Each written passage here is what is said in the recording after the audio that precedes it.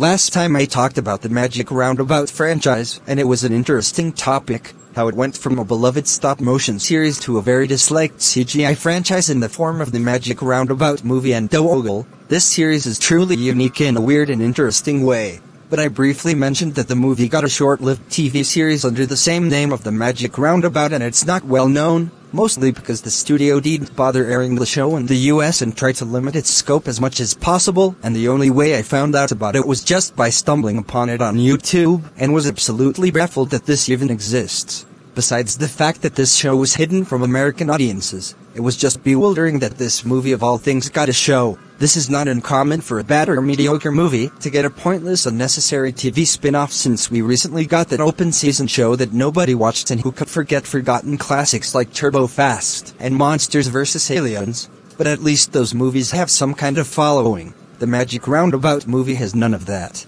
When was the last time somebody watched the Magic Roundabout movie? I'll bet more people watched Dogle than this. This show is not any better than the movies. This is truly a weird show with very weird world building, and has a lot of head scratchers, and is one of the most baffling shows to exist. So let's talk about the Magic Roundabout's very stupid show.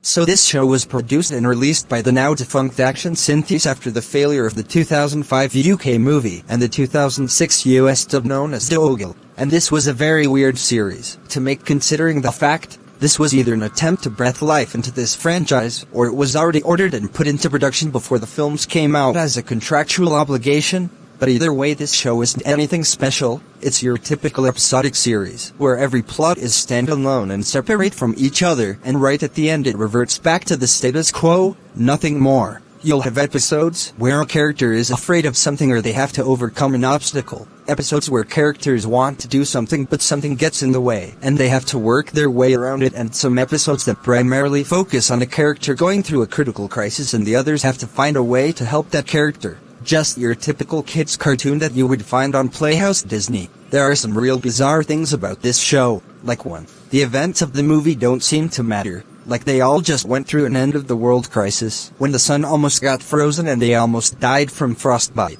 Yet they're acting like nothing happened. Like, is the movie even canon in this show at all, or is this an alternate universe? Also, this seems to be a world where a maximum of 20 characters live while the rest of the world seems to be void of any life. Like, is this town in the middle of nowhere seriously the only civilization in this world? Also, where are Florence's parents? Like, she's got to have a mom and dad, right?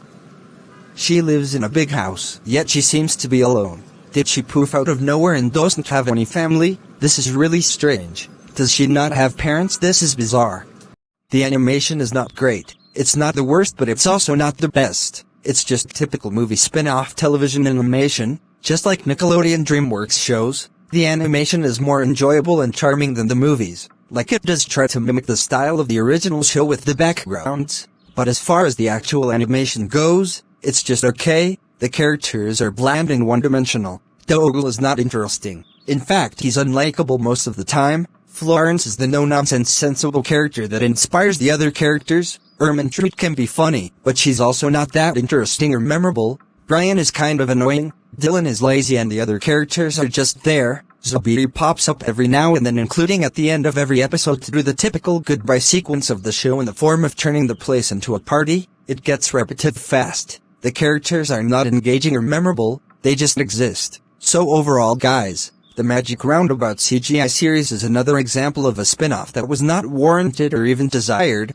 Just like a lot of other bad movie TV spin-offs, it doesn't have any identity, it's boring and lame beyond comprehension. This was obviously a cash grab to capitalize on the pre-hoped success of the films and nothing else. It had no passion, creativity, or even excitement put into it. It's the perfect example of a pointless, unnecessary, bland TV spin-off series that shouldn't have been made. It was a waste of time for everybody involved and they knew it. They didn't bother to air it in the US. They just wanted to get it out and wash their hands clean of this property for good and try to bury it as much as possible, hoping that no one would see it, and honestly no one should. There are so many better shows and movies that are worth your time. Even shows like Cloudy with a Chance of Meatballs are more enjoyable than this. This is probably the most pointless TV spin-off show I have ever come across, and that's saying a lot, because I have seen a lot of pointless spin-offs. Nobody liked the movies. Nobody was clamoring for that to be turned into a series, and nobody cared about this show. It was a show that served no purpose and pleased nobody and disappeared quickly and was never brought up again, and I can see why.